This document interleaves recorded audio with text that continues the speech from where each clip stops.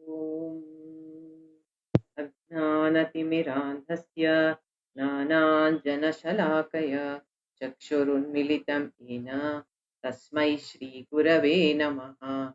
गुरुब्रह्मा गुरुर्विष्णुः गुरुदेवो महेश्वरः गुरुसाक्षात् परब्रह्म तस्मै श्रीगुरवे नमः। वसुदेवसुतं देवं कंसचाणूरमर्दनं देवकी परमानन्दं कृष्णं वन्दे जगद्गुरुं कृष्णं वन्दे जगद्गुरुम्। व्यासाय विष्णुरूपाय व्यासरूपाय विष्णवे नमो वै ब्रह्मनिधये वासिष्ठाय नमो नमः। नारायणं नमस्कृत्य नरं चैव नरोत्तमं देवीं सरस्वतीं व्यासं ततो जयमुदीरयेत्।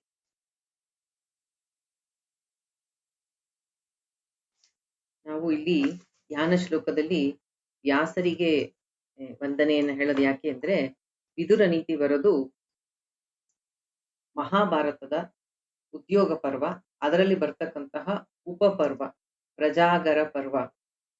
ಸೊ ಮಹಾಭಾರತದ ಕರ್ತೃ ವ್ಯಾಸರಾಗಿರೋದ್ರಿಂದ ಯಾವಾಗಲೂ ಭಗವಂತನಿಗೆ, ಹರಿಗೆ, ಗುರುಗೆ ವಂದನೆ ಸಲ್ಲಿಸೋದು ನಮ್ಮ ಒಂದು ಪದ್ಧತಿ, ಮತ್ತದು ಸರಿಯಾದ ಪದ್ಧತಿ ಸಹ.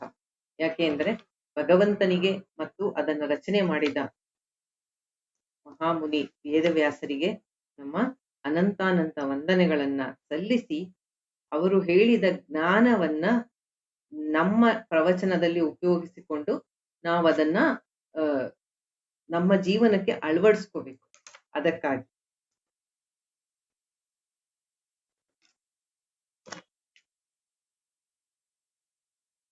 ಇಂದಿನ ಸತ್ಸಂಗದಲ್ಲಿ ನಾವು ನೋಡ್ತಾ ಇದ್ದೀವಿ ವಿದುರ ಮತ್ತು ಧೃತರಾಷ್ಟ್ರರ ಸಂವಾದ. ವಿದುರ ಮಹಾಮೇಧಾವಿ, ವಿವೇಕಿ, ಭಗವದ್ಭಕ್ತ. ಅಂತಹ ವಿದುರನ ಅಪ್ರತಿಮವಾದ, ಅದ್ಭುತವಾದಂತಹ ಬುದ್ಧಿವಂತಿಕೆಯ, ವಿವೇಕದ ಮಾತುಗಳನ್ನ ಮುಂದುವರಿಸಿ ನೋಡೋಣ. ಇಷ್ಟೊತ್ತಂಕ ಆಗಿರೋ ಸತ್ಸಂಗದಲ್ಲಿ ವಿದುರನನ್ನ ನನಗೆ ನಿದ್ದೆ ಬರ್ತಾ ಇಲ್ಲ, ಏನಾದ್ರೂ ಧರ್ಮದ ವಿಚಾರವನ್ನ ಹೇಳು ಅಂತ ಧೃತರಾಷ್ಟ್ರ ಕೇಳಿದಾಗ, ವಿದುರ ಧೃತರಾಷ್ಟ್ರನಿಗೆ ಒಬ್ಬ ಪಂಡಿತನ ಲಕ್ಷಣ ಏನು, ಯಾರನ್ನ ಕ್ರೂರಿ ಅಂತಾರೆ, ಯಾರನ್ನ ಮೂರ್ಖ ಅಂತಾರೆ, ಈ ವಿಚಾರವಾಗಿ ಒಂದು ನಾವು ತುಂಬಾ ತುಂಬಾ ಅದ್ಭುತವಾದಂತಹ ಅವನ ವಿವೇಕದ ಮಾತುಗಳನ್ನ ಕೇಳಿದ್ವಿ. ಆಮೇಲೆ ಒಬ್ಬ ಮನುಷ್ಯ ಜೀವನದಲ್ಲಿ ಸುಖವಾಗಿರ್ಬೇಕಾದ್ರೆ ಯಾವುದರ ಅವಶ್ಯಕತೆ ಇದೆ, ಹೇಗೆ ಇಂದ್ರಿಯಗಳನ್ನ ನಿಗ್ರಹ ಮಾಡಿ ಯಾವುದು ಸರಿ ಯಾವುದು ತಪ್ಪು ಅನ್ನೋದನ್ನ ಮನಸ್ಸಿನಲ್ಲಿ ಬರ್ತಕ್ಕಂತಹ ಯೋಚನೆಗಳನ್ನ ಬುದ್ಧಿಯಿಂದ ನಿರ್ಧರಿಸಿ ಕರ್ತವ್ಯವನ್ನ ಮಾಡಬೇಕು. ಹಾಗೆ ಮಾಡಿದಾಗ ಎಲ್ಲ ದುಶ್ಚಟಗಳನ್ನ ಬಿಡಬೇಕು, ಇಂದ್ರಿಯಗಳನ್ನ ನಮ್ಮ ನಿಯಂತ್ರಣದಲ್ಲಿ ಇಟ್ಕೋಬೇಕು. ಶತ್ರು, ಮಿತ್ರ ಮತ್ತು ಉದಾಸೀನರು ಅಂದ್ರೆ ಶತ್ರು ಮತ್ತೆ ಮಿತ್ರ, ಉದಾಸೀನ ಅಂದ್ರೆ ನ್ಯೂಟ್ರಲ್, ಅವನ್ ಶತ್ರುವೂ ಅಲ್ಲ ಮಿತ್ರನೂ ಅಲ್ಲ, ಅಂತಹವರ ಜೊತೆ ಹೇಗೆ ವ್ಯವಹಾರ ಮಾಡಬೇಕು, ಇದೆಲ್ಲ ಯಾರು ತಿಳಿದಿರ್ತಾನೆ ಅವನು ಸುಖಿಯಾಗಿ ಇರ್ತಾನೆ ಅಂತ ವಿದುರ ಇಲ್ಲಿ ಹೇಳ್ತಾನೆ. ಅಲ್ಲಿಂದ ಮುಂದೆ ನೋಡೋಣ. ವಿದುರ ಮುಂದೆ ಇವನೊಬ್ಬ ರಾಜ ಧೃತರಾಷ್ಟ್ರ, ಅವನಿಗೆ ಹೇಳ್ಬೇಕು ಅಂತ ಒಂದು, ಇನ್ನೊಂದು ಎಲ್ಲರಿಗೂ ಸಾರ್ವಜನಿಕವಾಗಿ ಅಂದ್ರೆ ಯಾವ ನೀವು ಫೀಲ್ಡ್ ಅಲ್ಲೇ ಇರಿ, ಒಬ್ಬ ನಾಯಕ ಯಶಸ್ವಿ ನಾಯಕನಾಗೋದಕ್ಕೆ ಏನೇನು ಅರ್ಹತೆಗಳು ಇರಬೇಕು. ಒಬ್ಬ ರಾಜನಿಗೆ ಆಗಬಹುದು, ಇವನು ಧೃತರಾಷ್ಟ್ರ ರಾಜ ಒಬ್ಬನೇ ಅಲ್ಲ, ಒಬ್ಬ ಯಶಸ್ವಿಯಾದ ನಾಯಕನಾಗ್ಬೇಕಾದ್ರೆ ಯಾವ ಯಾವ ಗುಣಲಕ್ಷಣಗಳು ಇರಬೇಕು ಅದು ಯಾವ ಫೀಲ್ಡೇ ಆಗ್ಬೋದು, ಬರೀ ಆಧ್ಯಾತ್ಮ ಒಂದೇ ಅಲ್ಲ. ವಿದುರನ ಮಾತು ಆ ಯಶಸ್ವಿ ನಾಯಕನ ವಿಷಯವಾಗಿ ಮುಂದೆ ಅವನು ಮಾತಾಡ್ತಾನೆ. ಅವನು ಹೇಳ್ತಾನೆ, ಏಕಃ ಸ್ವಾದು ನ ಭುಂಜೀತ ಏಕಶ್ಚಾರ್ಥಾನ್ನ ಚಿಂತೆಯೇತ್ ಏಕೋ ನ ಗಚ್ಚೇದ್ವಾನಂ ನೈಕ ಸ್ತುಪ್ತೇಶು ಜಾಗೃಯಾತ್. ಅವನೇನ್ ಹೇಳ್ತಾನೆ ಅಂದ್ರೆ, ಒಬ್ಬನೇ ಮೃಷ್ಟಾನ್ನ ಊಟ ಮಾಡಬೇಡ. ಒಬ್ಬ ಒಳ್ಳೆ ನಾಯಕನ ಲಕ್ಷಣ ಅಲ್ಲ ಅದು. ಒಬ್ಬನೇ ಮೃಷ್ಟಾನ್ನವನ್ನ ಭೋಜನ ಮಾಡಬೇಡ. ಆಮೇಲೆ ಒಬ್ಬನೇ ಕುತ್ಕೊಂಡು ರಾಜ್ಯದ ಪರಿಸ್ಥಿತಿ ಬಗ್ಗೆ ಚಿಂತನೆ ಮಾಡಬೇಡ. ಮತ್ತು ಮುಖ್ಯವಾದ ರಾಜ್ಯದ ನಿರ್ಧಾರಗಳೇನಿದೆ ಅದನ್ನ ನೀನೊಬ್ಬನೇ ನಿರ್ಣಯ ಮಾಡಬೇಡ. ಮತ್ತೆ ಒಬ್ಬನೇ ಯಾವಾಗ್ಲೂ ಪ್ರಯಾಣ ಮಾಡಬೇಡ. ಮತ್ತೆ ಎಲ್ಲರೂ ಮಲಗಿ ನಿದ್ರೆ ಮಾಡ್ತಾ ಇದ್ದಾಗ ನೀನು ನಿದ್ರೆ ಮಾಡು, ಎಚ್ಚರವಾಗಿರ್ಬೇಡ. ಇದನ್ನ ಸರಿಯಾಗಿ ನಾವು ಅವನ ಅರ್ಥ ಮಾಡ್ಕೋಬೇಕು. ಅವನು ರಾಜನಿಗೆ ಹೇಳಿದ್ರು ಒಬ್ಬ ನಾಯಕನಿಗೂ ಹೇಗೆ ಅಂತ ಅದನ್ನ ನಾವು ಯೋಚಿಸ್ಬೇಕು. ಏನು ಅಂದ್ರೆ, ಒಬ್ಬನೇ ಮೃಷ್ಟಾನ್ನ ಭೋಜನ ಮಾಡಬೇಡ ಅಂದ್ರೆ ಆಹಾರ ಅಂತ ಒಂದು ಅರ್ಥ. ಆದ್ರೆ ಇನ್ನೊಂದು ಅರ್ಥ ಏನು ಅಂದ್ರೆ, ಒಂದು ಯಾವುದೇ ಒಂದು ನೀವು ಒಂದು ಕೆಲಸ ಮಾಡ್ಬೇಕಾದ್ರೆ ಒಂದು ಟೀಮ್ ವರ್ಕ್ ಅಲ್ಲಿ ಮಾಡಿ, ಒಬ್ಬರಿಗೊಬ್ರು ಹೊಂದಿಕೊಂಡು ಕೆಲಸ ಮಾಡಿ. ಆಮೇಲೆ ಅದರಲ್ಲಿ ಏನಾದ್ರು ಒಂದು ಯಶಸ್ಸು ಬಂದಾಗ ಎಲ್ಲರೂ ಹಂಚ್ಕೊಳ್ಳಿ. ಯಾವಾಗ್ಲೂ ಯಶಸ್ಸನ್ನ ಹಂಚ್ಕೊಳ್ಬೇಕಾದ್ರೆ ಎಲ್ರಿಗೂ ಕ್ರೆಡಿಟ್ ತಗೊಳಕ್ ಆಸೆ. ಯಶಸ್ಸನ್ನ ಹಂಚ್ಕೊಳ್ಳಿ ಎಲ್ರ ಜೊತೆಗೂ. ಒಬ್ಬನೇ ಕ್ರೆಡಿಟ್ ತಗೋಬೇಡ. ಯಾಕೆ ಅಂದ್ರೆ, ನಾವು ಯಾವುದೇ ಒಂದು ಸತ್ಸಂಗ ಆಗ್ಲಿ, ಒಂದು ಆಫೀಸೇ ಆಗ್ಲಿ, ಒಂದು ಬಿಸ್ನೆಸ್ಸೇ ಆಗ್ಲಿ, ಯಾವುದೇ ಒಂದು ಕೆಲಸ ಮಾಡ್ಬೇಕಾದ್ರೆ, ಒಂದು ಪ್ರಾಜೆಕ್ಟ್ ಮಾಡ್ಬೇಕಾದ್ರೆ ಎಲ್ಲರ ಒಂದು ಕೋಆಪರೇಷನ್ ಇಂದ ಕೆಲಸ ಮಾಡಿ. ಮತ್ತೆ ಅದರ ಒಂದು ಯಶಸ್ಸನ್ನ ಎಲ್ಲರೂ ಹಂಚ್ಕೊಳ್ಳಿ. ಮೃಷ್ಟಾನ್ನ ಒಬ್ಬನೇ ಊಟ ಮಾಡಬೇಡ ಅಂದ್ರೆ ಅರ್ಥ ಅದು. ಅಂದ್ರೆ ಯಶಸ್ಸನ್ನ ಎಲ್ಲರಿಗೂ ಕೊಡು. ಒಬ್ಬ ಒಂದು ನೀವು ಮಾಡಿದಂತ ಒಂದು ಕೆಲಸ ಸಕ್ಸಸ್ ಆಯ್ತು ಅಂದ್ರೆ ನಾವ್ ಎಲ್ಲರ ಒಂದು ಸೇವೆ, ಎಲ್ಲರ ಒಂದು ಆ ಕೆಲಸ, ಅದರಿಂದ ಈ ಕೆಲಸ ಯಶಸ್ವಿಯಾಗಿದೆ ಅಂತ ಪ್ರತಿಯೊಬ್ಬರಿಗೂ ಅವರನ್ನು ಮನ್ನಿಸು, ಅವರಿಗೆ ಯಶಸ್ಸನ್ನು ಕೊಡು. ಇದು ಒಬ್ಬ ಒಳ್ಳೆಯ ನಾಯಕನ ಲಕ್ಷಣ ಅಂತ ವಿದುರ ಹೇಳ್ತಾನೆ. ಯಾಕೆ ಅಂದ್ರೆ, ಯಾವುದೇ ಒಂದು ದೊಡ್ಡ ಕಾರ್ಯ ಒಬ್ರ ಕೈಯಿಂದ ಸಾಧ್ಯ ಇಲ್ಲ. ಎಷ್ಟೋ ಜನ ಸೇರ್ಬೇಕು, ಕೆಲಸ ಆಗತ್ತೆ. ಒಂದು ಒಳ್ಳೆಯ ಗುರಿ, ದೊಡ್ಡ ಗುರಿ ಸಾಧಿಸ್ಬೇಕಾದ್ರೆ ಎಲ್ಲರ ಸಹಾಯ ಬೇಕು. ಆದರೆ ತುಂಬಾ ಮುಖ್ಯವಾದ ಜೀವನದ ಪರಮ ಗತಿ ಯಾವಾಗಲೂ ನಾವು ಇಲ್ಲಿ ಚಿಂತನೆ ಮಾಡ್ತಾ ಇರ್ತೀವಿ. ಎಷ್ಟೋ ಗುರಿಗಳಿದೆ ಜೀವನದಲ್ಲಿ, ಆದರೆ ಪರಮ ಗತಿ ಏನು ಗೊತ್ತಾ? ಮೋಕ್ಷ, ಆನಂದ. ಅಂತಹ ಒಂದು ದೊಡ್ಡ ಗುರಿಯನ್ನ ಎಲ್ಲರ ಜೀವನಕ್ಕೆ ಅದನ್ನ ತರಬೇಕು. ಆ ಜ್ಞಾನ ಪ್ರಚಾರ ಆಗ್ಬೇಕು. ಎಲ್ಲರಲ್ಲೂ ಆ ಮೋಕ್ಷಕ್ಕಾಗಿ ಒಂದು ಇನ್ಸ್ಪಿರೇಷನ್ ಮಾಡ್ಬೇಕು ಲೀಡರ್ ಆದವನು. ನೀವೆಲ್ಲ ಮೋಕ್ಷದ ದಾರಿಯಲ್ಲಿ ನಡೀರಿ, ಅದಕ್ಕೆ ಬೇಕಾದಂತಹ ಪ್ರಿಪರೇಷನ್ ಏನು? ಸತ್ಯ ಮತ್ತು ಧರ್ಮ. ಅವರನ್ನ ಆ ದಾರಿಯಲ್ಲಿ ನಡೆಯೋದಕ್ಕೆ ಇವನು ಪ್ರೇರೇಪಣೆ ಮಾಡ್ಬೇಕು. ಮತ್ತು ಅದಕ್ಕಾಗಿ ಏನೇನು ಬೇಕೋ ಅದಕ್ಕಾಗಿ ಎಲ್ಲರಿಂದ ಒಳ್ಳೆಯ ಆಲೋಚನೆಗಳನ್ನ ಇವನು ಸ್ವೀಕರಿಸಿ ಒಂದು ಯಶಸ್ವಿ ದಾರಿ ಇಲ್ಲಿನ ಎಲ್ಲರನ್ನು ಕರ್ಕೊಂಡು ಹೋಗ್ಬೇಕು. ಅಂತಹವನು ಒಬ್ಬ ಒಳ್ಳೆ ನಾಯಕ. ಅದನ್ನ ಅವನು ಹೇಳ್ತಾ ಇರೋದು, ಮೃಷ್ಟಾನ್ನ ಭೋಜನ ಒಬ್ಬನೇ ಮಾಡಬೇಡ ಅಂತ. ಲೋಕಕ್ಷೇಮಕ್ಕಾಗಿ ಕೆಲಸ ಮಾಡು, ಎಲ್ಲರನ್ನು ಇನ್ಸ್ಪೈರ್ ಮಾಡು. ಅಂದ್ರೆ ಎಲ್ಲರಿಗೂ ಪ್ರೇರಣೆ ಆಗು ನೀನು. ಅಂತಹ ಕೆಲಸಗಳನ್ನ ಮಾಡು.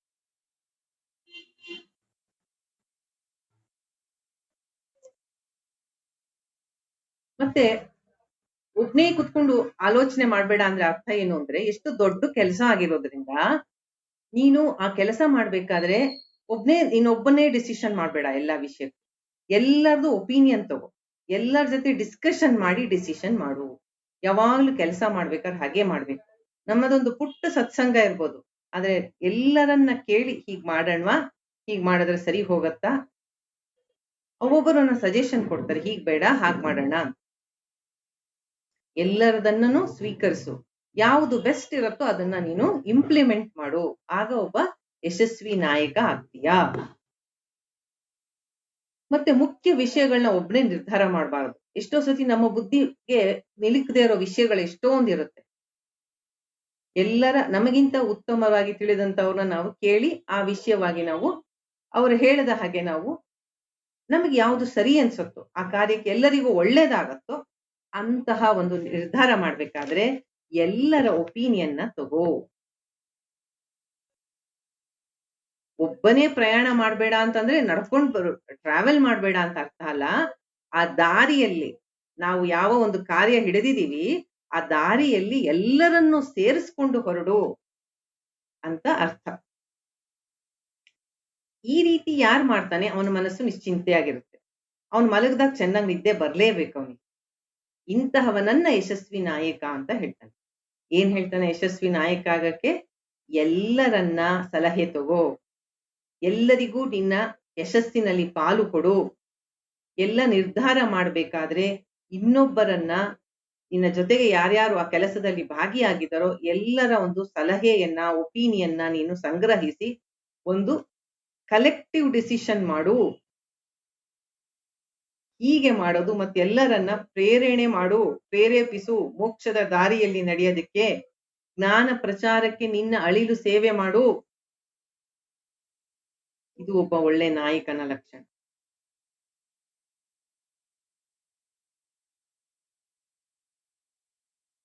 ಮುಂದೆ ಹೇಳ್ತಾನೆ, ಏಕಮೇವಾ ದ್ವಿತೀಯಂ ತದ್ ಯದ್ ರಾಜನ್ನಾವ ಬುದ್ಧ್ಯಸೆ ಸತ್ಯಂ ಸ್ವರ್ಗಸ್ಯ ಸೋಪಾನಂ ಪಾರವಾರಸ್ಯ ನೌರಿವ. ಸಮುದ್ರ ದಾಟಬೇಕಾದ್ರೆ ನೌಕೆ ಒಂದೇ ಸಾಧನ ಆಗಿರೋ ಹಾಗೆ ಏಕಮೇವ ಅದ್ವಿತೀಯ, ಇನ್ಯಾವುದೂ ಇಲ್ಲ, ಒಂದೇ. ಯಾವುದಕ್ಕೆ? ಬೇರೆ ಮಾರ್ಗವೇ ಇಲ್ಲ. ಸತ್ಯ, ಸತ್ಯ ಒಂದೇ ಮಾರ್ಗ. ಯಾವುದಕ್ಕೆ? ಮೋಕ್ಷ ಸಾಧನೆಗೆ. ಅದನ್ನ ಮರಿಬೇಡ. ಸ್ವರ್ಗ ಪ್ರಾಪ್ತಿಗೆ ಅಂತ ಹೇಳಿದ್ದಾರೆ, ಆದ್ರೆ ಉತ್ತಮವಾದಂತಹ ಲೋಕಗಳನ್ನ ಪಡೆಯೋದಕ್ಕೆ ಅಥವಾ ಉತ್ತಮ ಗತಿಯನ್ನ ಪಡೆಯೋದಕ್ಕೆ ಸತ್ಯವೇ ಮಾರ್ಗ, ಬೇರೆ ಮಾರ್ಗವಿಲ್ಲ. ಇಡೀ ಜಗತ್ತು ಆ ಸತ್ಯವನ್ನ ಆಶ್ರಯಿಸಿದೆ. ಇಲ್ಲಿ ಸತ್ಯ ಅಂದ್ರೆ ನಿಜ ಅಂತಾಗ್ಲಿ ಟ್ರೂತ್ ಅಂತಾಗ್ಲಿ ತಗೋಬಾರ್ದು ಅರ್ಥನ. ಅದು ಒಂದು ಪಾರ್ಷಿಯಲ್ ಒಂದು ಡೆಫಿನೇಷನ್ ಅಷ್ಟೇ.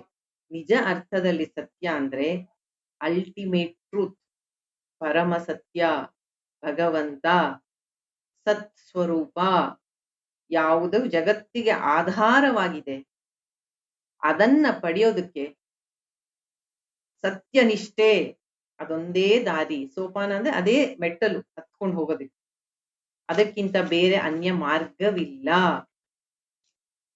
ಸತ್ಯವನ್ನ ಆಧರಿಸೇ ಆ ಫೌಂಡೇಶನ್, ಅದು ಸತ್ಯ, ಅದನ್ನ ಆಧರಿಸೇ ಧರ್ಮ ಇರುತ್ತೆ. ಸತ್ಯದ ಆಧಾರದ ಮೇಲೆ ಧರ್ಮದ ಆಚರಣೆ ಆಗತ್ತೆ. ಆದ್ರಿಂದ ಇದೆರಡು ತುಂಬಾ ಮುಖ್ಯ. ಒಬ್ಬ ಮನುಷ್ಯ ತನ್ನ ಜೀವನದಲ್ಲಿ ಮುಂದುವರಿಬೇಕು, ಅವನ ಬೇರೆ ಮಾರ್ಗ ಇಲ್ಲ. ಸಮುದ್ರ ಹೇಗೆ ದಾಟ್ಬೇಕಾದ್ರೆ ಹೇಗೆ ಒಂದು ನೌಕೆ ಬೇಕೇ ಬೇಕು, ಹಾಗೆ ಮೋಕ್ಷ ಅನ್ನೋ ಆ ಪರಮ ಗುರಿಯನ್ನು ತಲುಪೋದಕ್ಕೆ ಸತ್ಯ ಮತ್ತು ಧರ್ಮ, ಅದು ಈ ಸತ್ಯ ಅಂತ ಹೇಳಿದ್ದಾರೆ.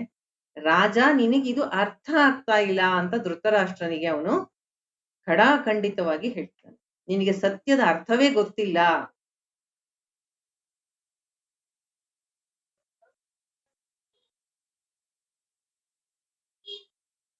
ಯಾವುದು ಬದಲಾಗದಂತಹ ವಸ್ತುವೋ, ಯಾವುದು ಜಗತ್ತಿಗೆ ಆಧಾರವಾಗಿದೆಯೋ ಅದನ್ನ ಸತ್ಯ ಅಂತಾರೆ. ಆಮೇಲೆ ವಿದುರ ಹೇಳ್ತಾನೆ, ಇದು ತುಂಬಾ ಮುಖ್ಯವಾದದ್ದು, ಸತ್ಯವನ್ನ ಬಿಡಬಾರದು. ನಮ್ಮ ಮೋಕ್ಷ ಸಾಧನೆಗೆ ಇದು ಬಹಳ ಮುಖ್ಯವಾದಂತಹ ಸಾಧನ ಅಂತ ಹೇಳಿ, ಈ ಒಂದು ಸತ್ಯ ಧರ್ಮ ಇದನ್ನ ಆಧರಿಸಿ ಉಂಟಾಗ್ತಕ್ಕಂತಹ ಅನೇಕ ಸದ್ಗುಣಗಳು ಇದೆ. ಯಾರು ಇದನ್ನ ಆಶ್ರಯಿಸ್ತಾರೆ ಅವರಿಗೆ ಅನೇಕವಾದಂತಹ ಸದ್ಗುಣಗಳು ತಾನಾಗೆ ಬರುತ್ತೆ. ಅಂತಹ ಸದ್ಗುಣಗಳಲ್ಲಿ ತುಂಬಾ ಮುಖ್ಯವಾದದ್ದು ನಮ್ಮ ಸಾಧನೆಗೆ ಯಾವುದು ಅನ್ನೋದನ್ನ ವಿದುರ ಹೇಳ್ತಾನೆ. ಅವನನ್ನ ಈ ಒಂದು ಗುಣಗಳನ್ನ ಪಡ್ಕೊಂಡು ನಮ್ಮ ಮೋಕ್ಷ ಸಾಧನೆಗೆ ಯಾವುದು ಮುಖ್ಯ ಅಂತ ನಾವು ಕೇಳಿದ್ರೆ ಅವನು ಹೇಳ್ತಾನೆ, ಏಕ ಕ್ಷಮಾವತಾಂ ದೋಷೋ ದ್ವಿತೀಯೋ ನೋಪಪದ್ಯತೆ ಯದೇನ ಕ್ಷಮಯಾ ಯುಕ್ತಮ ಶಕ್ತಂ ಮನ್ಯತೆ ಜನಃ. ಅವನು ಹೇಳ್ತಾನೆ, ಕ್ಷಮೆ ಅನ್ನೋದು ಒಂದೇ ಎಲ್ಲದಕ್ಕಿಂತ ದೊಡ್ಡ ಸದ್ಗುಣ. ಎಲ್ಲದಕ್ಕಿಂತ ದೊಡ್ಡ ಸದ್ಗುಣ ಯಾವುದು ಅಂದ್ರೆ ಕ್ಷಮೆ. ಆದರೆ ಇದರಲ್ಲಿ ಒಂದು ದೋಷ ಕಾಣುತ್ತೆ. ಅಜ್ಞಾನಿಗಳು, ತಿಳುವಳಿಕೆ ಇಲ್ಲದೆ ಇರೋರು ಯಾರು ಕ್ಷಮಿಸ್ತಾರೋ, ಯಾರು ಶಾಂತವಾಗಿರ್ತಾರೋ ಅವರನ್ನ ದುರ್ಬಲರು, ಅಶಕ್ತರು ಅಂತ ತಿಳ್ಕೊತಾರೆ ಅಂತ ಹೇಳ್ತಿದ್ದಾನವನು. ಕ್ಷಮೆ ತುಂಬಾ ದೊಡ್ಡ ಗ್ರೇಟ್ ವರ್ಚು, ಅಂದ್ರೆ ದೊಡ್ಡ ಸದ್ಗುಣ, ದೈವಿ ಸಂಪತ್ತದು.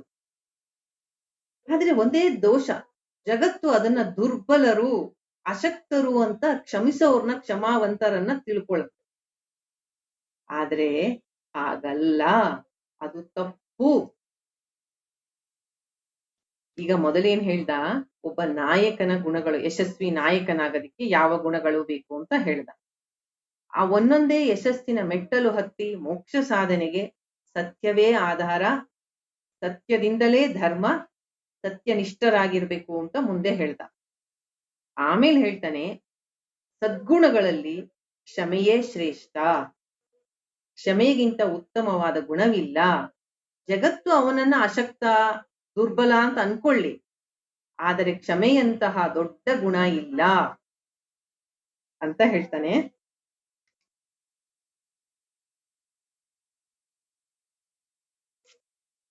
ಮುಂದಿನ ಶ್ಲೋಕದಲ್ಲಿ ತುಂಬಾ ಚೆನ್ನಾಗಿ ಈ ವಿಷಯವಾಗಿ ಹೇಳ್ತಾನೆ. ಸೋಸ್ಯೋ ದೋಷೋ ನ ಮಂತವ್ಯ ಕ್ಷಮಾ ಹಿ ಪರಮಂ ಬಲಂ ಕ್ಷಮಾ ಗುಣೋ ಯಶಕ್ತಾನಾಂ ಶಕ್ತಾನಾಂ ಭೂಷಣಂ ಕ್ಷಮಃ. ಶಕ್ತಾನಾಂ ಭೂಷಣಂ ಕ್ಷಮಾ. ಏನ್ ಹೇಳ್ತಾನೆ ಅಂದ್ರೆ,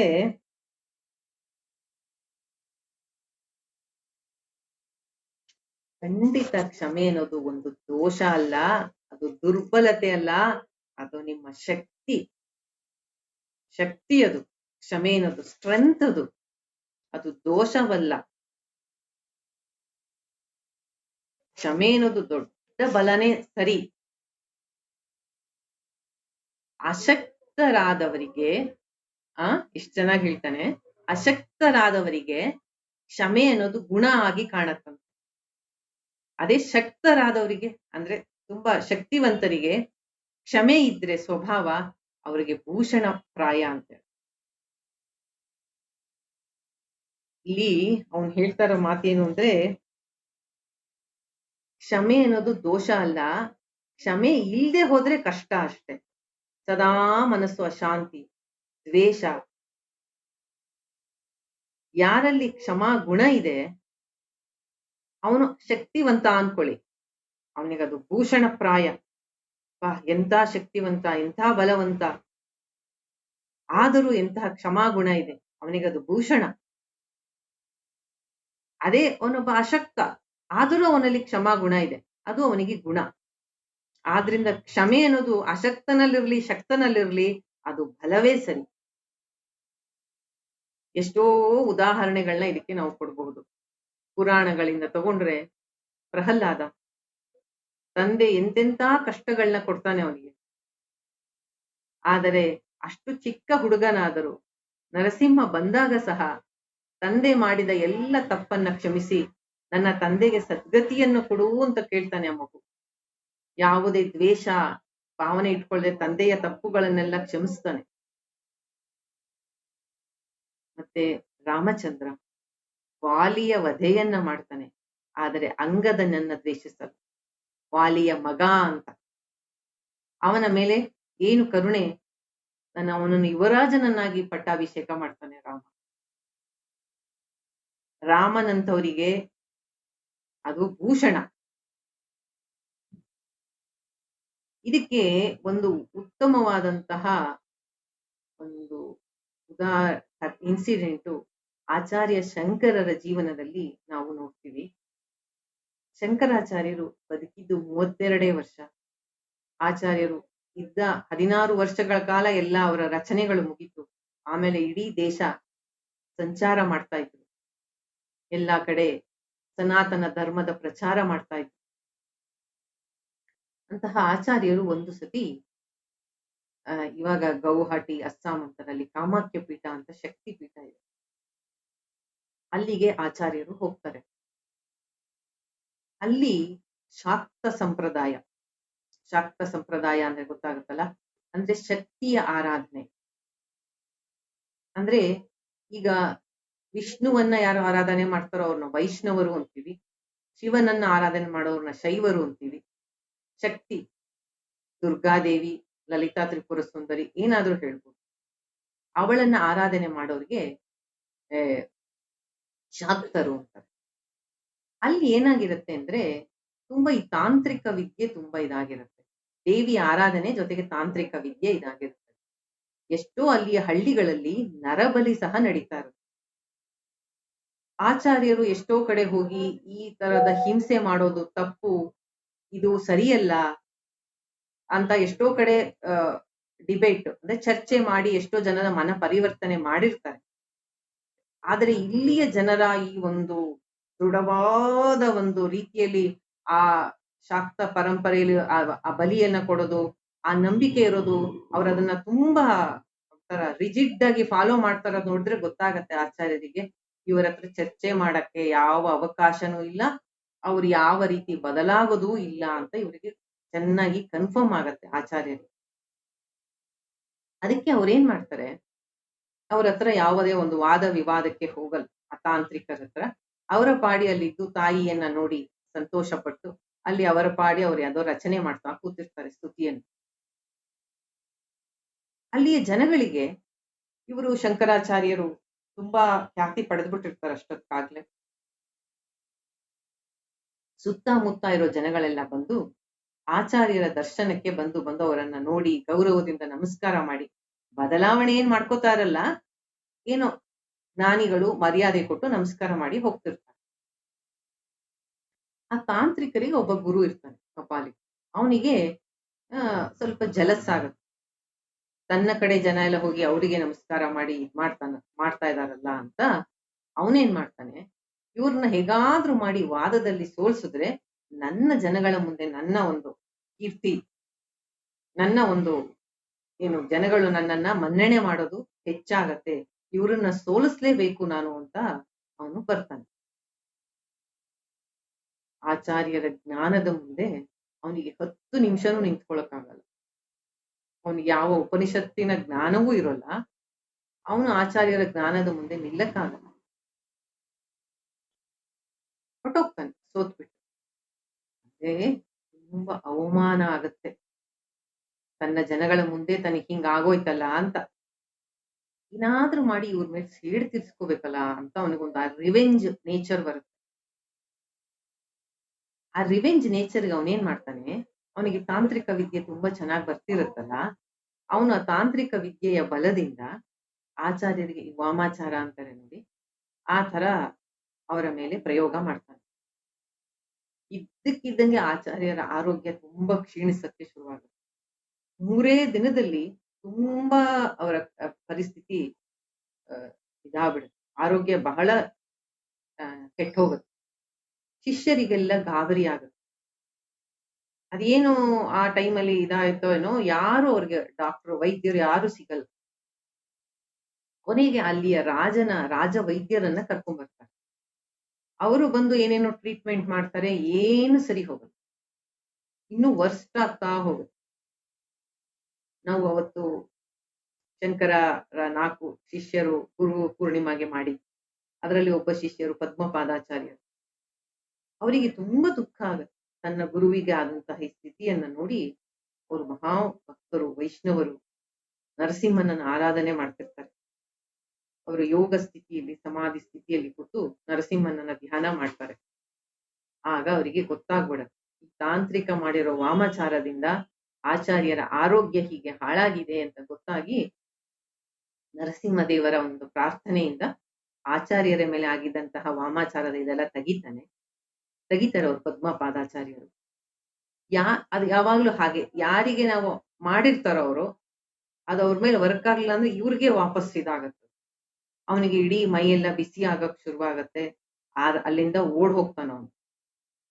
ಆಚಾರ್ಯರು ಅಷ್ಟೆಲ್ಲ ಆದರೂ ಅವನ ಮೇಲೆ ಯಾವ ರೀತಿಯಾದಂತಹ ಕೋಪವಾಗಲಿ, ಅವನನ್ನ ಅವರಿಗೆಲ್ಲ ಶಕ್ತಿ ಇತ್ತು. ಅದೇ ನಾನು ಅವಾಗ್ಲೇ ಹೇಳಿದ್ದು, ಅವರಲ್ಲಿ ಶಕ್ತಿ ಇತ್ತು, ಜ್ಞಾನವಿತ್ತು, ಹಾಗೆ ಕ್ಷಮಾಗುಣವೂ ಇತ್ತು. ಆ ಪದ್ಮಪಾದಾಚಾರ್ಯರು ಹೇಳ್ತಾರೆ, ಬೇಡ ಬೇಡ ಅವನ ಮೇಲೆ ಸೇಡು ಏನು ಬೇಡ, ರಿವೆಂಜ್ ಬೇಡ. ಆಗ ಪದ್ಮಪಾದಾಚಾರ್ಯರು ಹೇಳ್ತಾರೆ, ನನಗ್ ಮಾಡಿದ್ರೆ ನಾನ್ ತಡ್ಕೋತಾ ಇದ್ದೆ, ಏನೂ ಮಾಡಿಲ್ದೇ ಇರುವಂತಹ ನನ್ನ ಗುರುವಿಗೆ ನನ್ನ ಗುರು ನನ್ನ ಪ್ರಾಣ, ನನ್ನ ಗುರುವನ್ನ ಈ ರೀತಿ ಅವನು ಮಾಡಿರೋದು ನಾನು ಕ್ಷಮಿಸಲ್ಲ ಅಂತ ಹೇಳಿ ಅವರಿಗೆ ಅವ್ರು ಶಿಕ್ಷೆ ಕೊಡಕ್ ಮುಂದಾಗ್ತಾರೆ ಪದ್ಮಪಾದಾಚಾರ್ಯ. ಅಂದ್ರೆ ಇವಾಗ ನಾನು ಏನ್ ಹೇಳಕ್ ಹೋಗಿದ್ದಂದ್ರೆ, ಅಶಕ್ತನಾದವನಿಗೆ ಶಕ್ತಿ ಇಲ್ಲ, ಆದರೂ ಕ್ಷಮಾಗುಣ ಇದೆ, ಅವನಿಗೆ ಅದು ಗುಣ ಆಗಿ ಶೋಭಿಸುತ್ತೆ. ಶಕ್ತಿವಂತರಿಗೆ, ಈಗ ರಾಮಚಂದ್ರ ಆಗ್ಬೋದು, ಈಗ ಶಂಕರಾಚಾರ್ಯರಾಗ್ಬೋದು, ಶಕ್ತಿ ಇದೆ, ಜ್ಞಾನವಿದೆ, ಅವ್ರು ಏನ್ ಬೇಕಾದ್ರೂ ಮಾಡ್ಬೋದು, ಆದರೂ ಅವರು ಸೇಡು ತೀರಿಸ್ಕೊಳಕ್ಕೆ ಹೋಗಲ್ಲ, ಕ್ಷಮಿಸ್ತಾರೆ. ಇದು ಬಹಳ ದೊಡ್ಡ ಗುಣ ಕ್ಷಮೆ ಅನ್ನೋದು. ಆದ್ರಿಂದ ಇಲ್ಲಿ ವಿದುರ ಹೇಳ್ತಿದ್ದಾನೆ, ಕ್ಷಮೆ ಶಕ್ತನಿಗೆ ಭೂಷಣ ಪ್ರಾಯ. ಎಂತ ಶಕ್ತಿವಂತ, ಎಂತ ಸಾಹಸವಂತ, ಆದರೂ ಇನ್ನೊಬ್ಬರನ್ನು ಕ್ಷಮಿಸುವ ಗುಣ ಇದೆ ಅಂದ್ರೆ ಅವರಿಗದು ಭೂಷಣ.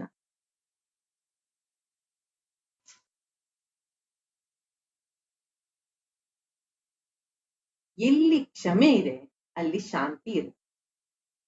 ಯಾಕೆ ಗೊತ್ತಾ, ನಾವು ಯಾರನ್ನ ಕ್ಷಮಿಸಲ್ಲ, ಯಾರ ಬಗ್ಗೆ ನಮಗೆ ನೆಗೆಟಿವ್ ಮೈಂಡ್ ಅಲ್ಲಿ ಎಮೋಷನ್ಸ್ ಇದೆ, ನಮ್ಮ ತಲೆಯಲ್ಲಿ ಅವ್ರು ವಾಸ ಮಾಡ್ತಾರೆ. ನೀವೇ ಯೋಚನೆ ಮಾಡಿ, ನೀವು ಯಾರ ಬಗ್ಗೆ ಪಾಸಿಟಿವ್ ಆಗಿ ಯೋಚನೆ ಮಾಡ್ತೀರೋ ಅವ್ರ ಬಗ್ಗೆ ನೀವು ಅಷ್ಟು ಚಿಂತೆ ಮಾಡಲ್ಲ. ನೆಗೆಟಿವ್ ಥಿಂಕಿಂಗ್ ಏನಿದೆ ಅಂದ್ರೆ, ಯಾರೋ ಬಗ್ಗೆ ಜಲಸ್ ಇದೆ, ಯಾರೋ ಬಗ್ಗೆ ಕೋಪ ಇದೆ, ಅವರು ನಮ್ಮ ತಲೆಯಲ್ಲಿ ಯಾವುದೇ ಬಾಡಿಗೆ ಕೊಡದೆ ಆರಾಮಾಗಿ ವಾಸ ಮಾಡ್ತಾರೆ. ನೀವು ಅವ್ರ ಬಗ್ಗೆನೇ ನೆಗೆಟಿವ್ ಥಿಂಕಿಂಗ್ ಮಾಡ್ತಾ ಇರ್ತೀರ. ಅವರು ನಮ್ಮ ತಲೆಯಲ್ಲಿ ಫ್ರೀಯಾಗಿ ಬಾಡಿಗೆ ಕೊಡದೆ ವಾಸ ಮಾಡ್ತಾರೆ. ಹೆಚ್ಚು ಅವರ ಬಗ್ಗೆನೇ ನಮ್ಮ ಮನಸ್ಸು ಯೋಚನೆ ಮಾಡುತ್ತೆ. ನಾವು ಯಾರನ್ನ ದ್ವೇಷಿಸ್ತೀವಿ, ಯಾರ ಬಗ್ಗೆ ಹೊಟ್ಟೆ ಕಿಚ್ಪಡ್ತೀವಿ, ಯಾರ ಏಳಿಗೆ ಕಂಡು ಕರಗ್ತೀವಿ, ಯಾರ ಮೇಲೆ ನಮಗೆ ಕೋಪ ಇದೆ, ಅವರನ್ನ ಜಾಸ್ತಿ ನಾವು ಚಿಂತೆ ಮಾಡ್ತೀವಿ.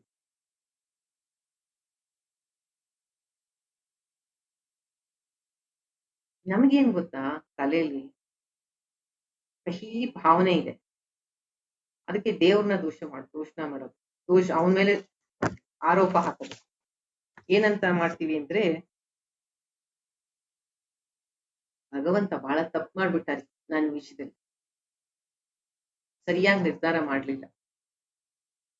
ಕಹಿ ಭಾವನೆ ಒಳಗಡೆ, ಕಹಿ ಭಾವನೆಗೆ ಇದು ಕಾರಣ. ಏನಂತ, ದೇವ್ರು ನನ್ನ ವಿಷಯದಲ್ಲಿ ಬಹಳ ತಪ್ಪು ಮಾಡಿದ್ದಾನೆ.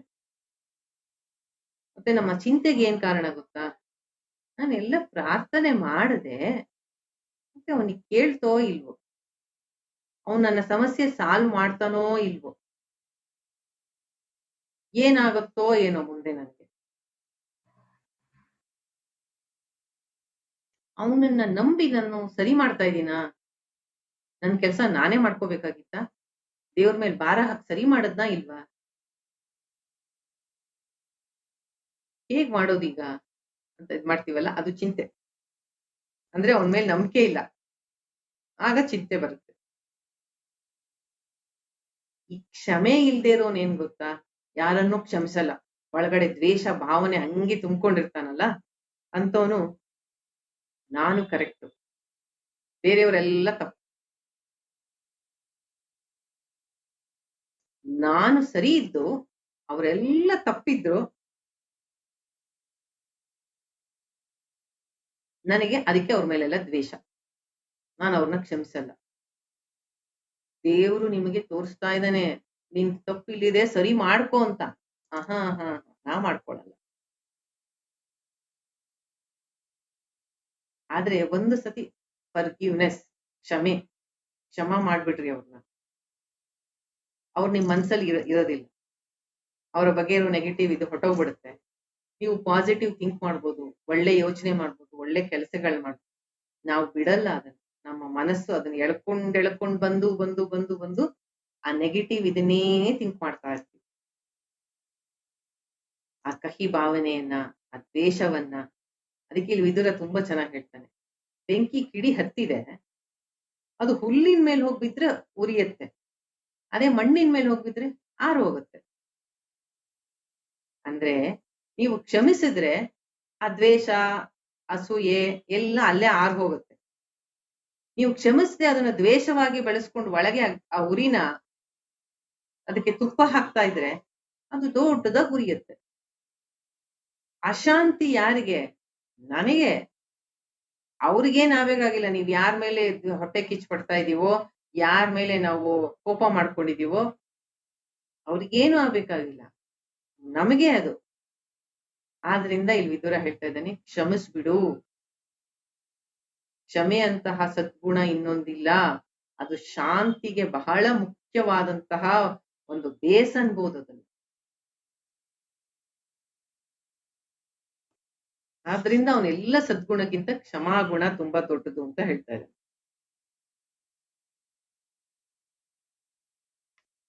ಇದನ್ನೇ ಈ ವಿಷಯವಾಗಿ ಸ್ವಲ್ಪ ಇಲ್ಲಿ ನಾವು ಡಿಸ್ಕಷನ್ ಮಾಡೋಣ. ಇದನ್ನೇ ಭಗವದ್ಗೀತೆಯಲ್ಲಿ ಶ್ರೀಕೃಷ್ಣ 11ನೇ ಅಧ್ಯಾಯ ಕೊನೆಯ ಲೈನು, ನಿರ್ವೈರ ಸರ್ವಭೂತೇಶು ಯಸ್ಸ ಮಾಮೇತಿ ಪಾಂಡವ.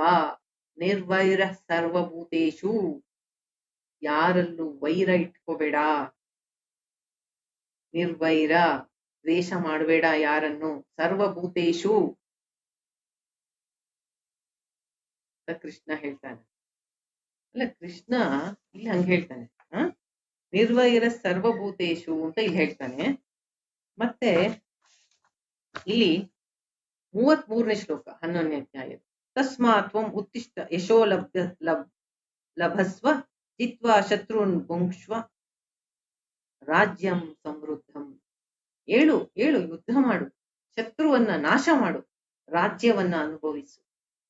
ಇದೇನಿದು ಕೃಷ್ಣನ್ ಮಾತು ಈ ತರ ಎರಡೆರಡು ರೀತಿ ಇತ್ತು. ಯಾಕೆಂದ್ರೆ ಈ ಕ್ಷಮೆಯನ್ನ ಪದವನ್ನ ನಾವು ತಪ್ಪಾಗಿ ಅರ್ಥ ಮಾಡ್ಕೋಬಾರ್ದು. ಯಾಕೆ ಅಂದ್ರೆ ಯಾರೋ ಒಂದು ಧಾರ್ಮಿಕರು, ಅಜ್ಞಾನಿಗಳು ಕೆಟ್ಟ ಕೆಲಸ ಮಾಡ್ತಾ ಇದ್ದಾರೆ, ಆಗ್ಲೂ ಕ್ಷಮಿಸ್ಬೇಕಾ ಅನ್ನೋ ಪ್ರಶ್ನೆ ಬರುತ್ತಲ್ವಾ ನಮ್ಗೆ. ಇಲ್ಲಿ ಏನ್ ಹೇಳ್ದ, ಫಸ್ಟ್ ನಿರ್ವೈರ ಸರ್ವಭೂತೇಶು, ಯಾರಲ್ಲೂ ದ್ವೇಷ ಇಟ್ಕೋಬೇಡ, ಯಾರಲ್ಲೂ ಪ್ರತಿಯೊಂದು ಜೀವಿದ ಬಗ್ಗೆನೂ ಯಾರ ಮೇಲೂ ದ್ವೇಷ ಇಟ್ಕೋಬೇಡ ಅಂತ ಹೇಳ್ತಾರೆ. ಬಟ್ ಅಲ್ಲಿ ಹಿಂದೆ ಹೇಳ್ತಾನೆ ಯುದ್ಧ ಮಾಡು, ಶತ್ರುವನ್ನ ನಾಶ ಮಾಡು ಅಂತ ಹೇಳ್ತಾನೆ. ಏನು ಕೃಷ್ಣನ ಮಾತಿನ ಅರ್ಥ? 12ನೇ ಅಧ್ಯಾಯದಲ್ಲೂ ಹೇಳ್ತಾನೆ, ಅದ್ವೇಷ್ಟ ಸರ್ವಭೂತಾನಾಂ, ಯಾರನ್ನೂ ದ್ವೇಷ ಮಾಡಬೇಡ, ಯಾರಲ್ಲೂ ವೈರ ಮಾಡಬೇಡ ಅಂತ ಹೇಳ್ತಾನೆ. ಏನು ಕೃಷ್ಣನ ಮಾತಿನ ಅರ್ಥ? ಯುದ್ಧ ಮಾಡು ಅಂತಾನು ಅಂತಾನೆ, ವೈರನೂ ಇಟ್ಕೋಬೇಡ ಅಂತಾನು ಅಂತಾನೆ. ಅಂದ್ರೆ ಕ್ಷಮೆ ಅನ್ನೋ ಪದದ ಅರ್ಥವನ್ನ ಸರಿಯಾಗಿ ಅರ್ಥ ಮಾಡ್ಕೋಬೇಕು. ಯಾರೋ ತಪ್ಪು ಮಾಡ್ತಾ ಇದ್ದಾರೆ, ಅಧರ್ಮಿಗಳು, ಕ್ರೂರಿಗಳು, ಸಮಾಜ ಘಾತಕರು, ಅವರನ್ನ ಕ್ಷಮಿಸುವಂತ ಅರ್ಥ ಅಲ್ಲ.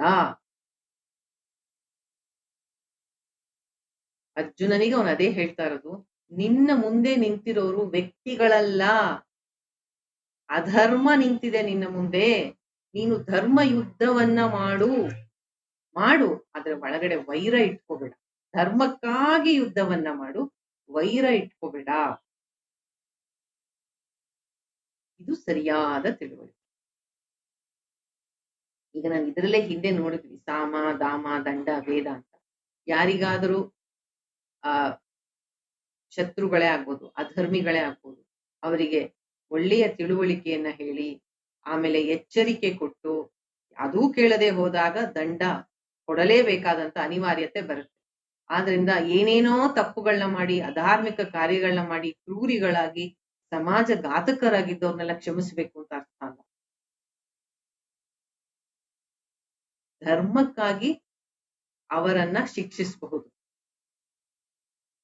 ಅದೇ ಅದೊಂದು ಥಿನ್ ಲೈನ್ ಅಂತಾರದು. ಅದನ್ನ ಆ ಸರಿಯಾದ ತಿಳುವಳಿಕೆ, ಶಾಸ್ತ್ರವನ್ನ ಓದಿ ವಿವೇಚನೆಯನ್ನ ತಿಳ್ಕೋಬೇಕು. ಅದನ್ನ ಯಾವುದನ್ನ ಕ್ಷಮಿಸ್ಬೇಕು, ಯಾವುದನ್ನ ದಂಡಿಸ್ಬೇಕು ಅಂತ. ಕ್ಷಮಿಸ್ಬೇಕು ಅಂದ್ರೂ ಅದಕ್ಕೆ ದಂಡನೆ ಆದ್ರೂ ವೈರ ಇರಬಾರ್ದು ಅದರ ಕೃಷ್ಣ ಹೇಳ್ತಾರೆ. ತುಂಬಾ ಮುಖ್ಯವಾದದ್ದು. ಆದ್ರಿಂದ ಕೃಷ್ಣನ ಮಾತು ಎಷ್ಟೋ ಕಡೆ ಭಗವದ್ಗೀತೆಯಲ್ಲಿ ವಿರುದ್ಧ ಭಾವಗಳನ್ನ ಕೊಡುತ್ತೆ. ಆದ್ರೆ ಸರಿಯಾದ ರೀತಿಯಲ್ಲಿ ಅರ್ಥ ಮಾಡ್ಕೊಂಡಾಗ ವೈರ ಯಾರ ಮೇಲೂ ಇಟ್ಕೋಬೇಡ, ಆದ್ರೆ ಧರ್ಮಕ್ಕಾಗಿ ಯುದ್ಧವನ್ನ ಮಾಡು.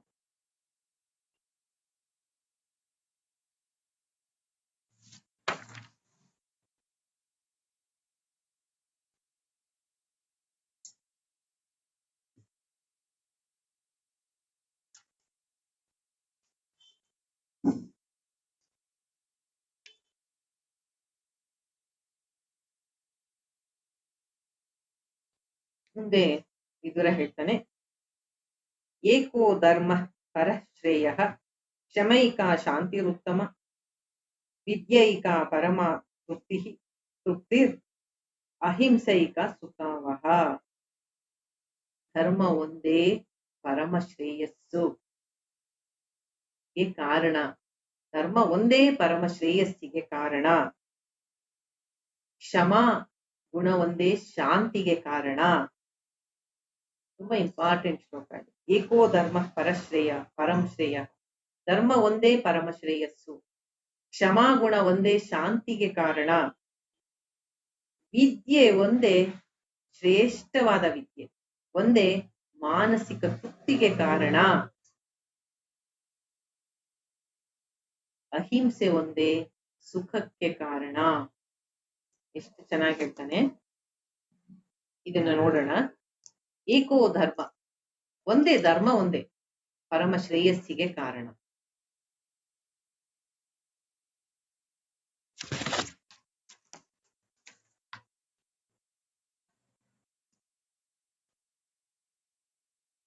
ಏನು ಧರ್ಮ ಅಂದ್ರೆ? ಧರ್ಮ ಒಂದೇ ಶ್ರೇಯಸ್ಸಿಗೆ ಕಾರಣ. ಧರ್ಮ ಸತ್ಯದ ಆಧಾರದ ಮೇಲೆ ಇದೆ ಅಂತ ನಾವು ಅವಾಗಲೇ ಯೋಚನೆ ಹೇಳಿದ್ವಿ. ಧರ್ಮ ಅಂದ್ರೆ ಏನು? ಇದನ್ನೇ ಪರೀಕ್ಷಿತ ಕೇಳ್ತಾನೆ. ಶ್ರೀಮದ್ ಭಾಗವತದಲ್ಲಿ ಶುಕರು ಪರೀಕ್ಷಿತನಿಗೆ ವ್ಯಾಸ ರಚನೆ ಶ್ರೀಮದ್ ಭಾಗವತ, ಅದರಲ್ಲಿ ಬರುತ್ತೆ ಒಂದು ಶ್ಲೋಕ, ಮೊದಲನೇ ಸ್ಕಂದದ 2ನೇ ಅಧ್ಯಾಯ. ಅದರಲ್ಲಿ ಒಂದು ಮಾತು ಹೇಳ್ತಾರೆ ಶುಕರು, ಸವೈ ಪುಂಸ ಪರೋ ಧರ್ಮ ಯಥೋ ಭಕ್ತಿರದೋಕ್ಷಜೇ. ಸವೈ ಪುಂಸಾಂ ಪರೋ ಧರ್ಮೋ ಯಥೋ ಭಕ್ತಿರದೋಕ್ಷಜೇ ಅಹೈತುಕ್ಯ ಪ್ರತಿಹತ ಯಯಾತ್ಮ ಸುಪ್ರಸೀದತಿ. ಶ್ರೀಕೃಷ್ಣನಲ್ಲಿ ಮಾಡ್ತಕ್ಕಂತಹ ಅನನ್ಯ ಭಕ್ತಿಯೇ ಪರಮ ಶ್ರೇಷ್ಠವಾದ ಧರ್ಮ. ಅದೋಕ್ಷಜ ಅಂದ್ರೆ ಕೃಷ್ಣ. ಯಾವ ಒಂದು ಭಗವಂತನು ನಲ್ಲಿ ಅದಮ್ಯವಾದ ಭಕ್ತಿ ನಮಗಿದೆ, ಅದೇ ಶ್ರೇಷ್ಠವಾದ ಧರ್ಮ. ಅಂದ್ರೆ ಭಕ್ತಿಯೇ ಶ್ರೇಷ್ಠವಾದ ಧರ್ಮ. ಕೃಷ್ಣನಲ್ಲಿ ಮಾಡುವಂತಹ ಭಕ್ತಿಯೇ ಮನಸ್ಸಿಗೆ, ಆತ್ಮಕ್ಕೆ ತೃಪ್ತಿಯನ್ನ ಕೊಡ್ತಕ್ಕಂತಹದ್ದು. ಆದರೆ ಒಂದು ಪಾಯಿಂಟ್ ನಾಪ್ಕ ಇಟ್ಕೋ, ಅಹೈತುಕ್ಯ ಅಪ್ರತಿಹತ, ನಿಷ್ಕಾರಣವಾಗಿ ಯಾವುದೇ ಕಾರಣಕ್ಕಾಗಿ ಭಕ್ತಿಯನ್ನ ಮಾಡೋದಲ್ಲ. ಕಾಸ್ಲೆಸ್, ಕಾರಣವಿಲ್ಲದೆ ನಿಷ್ಕಾರಣವಾಗಿ ನಿರಂತರವಾಗಿ, ಇವತ್ ಮಾಡೋದು ನಾಳೆ ಮಾಡದೇ ಇರೋದಲ್ಲ, ನಿಷ್ಕಾರಣವಾಗಿ ಯಾವುದೇ ಕಾರಣ ಇಲ್ಲ ಅವನಲ್ಲಿ ಅನನ್ಯ ಪ್ರೇಮ ಮಾಡೋದು, ನಿರಂತರವಾಗಿ ನಿಷ್ಕಾರಣವಾಗಿ ಭಗವಂತನ ಸೇವೆ ಸ್ಮರಣೆ ಅನನ್ಯವಾದ ಭಕ್ತಿಯೇ ಎಲ್ಲಕ್ಕಿಂತ ಶ್ರೇಷ್ಠವಾದ ಧರ್ಮ ಅಂತ ಶುಕರ ಮೂಲಕ ವ್ಯಾಸರು ಹೇಳ್ತಾರೆ.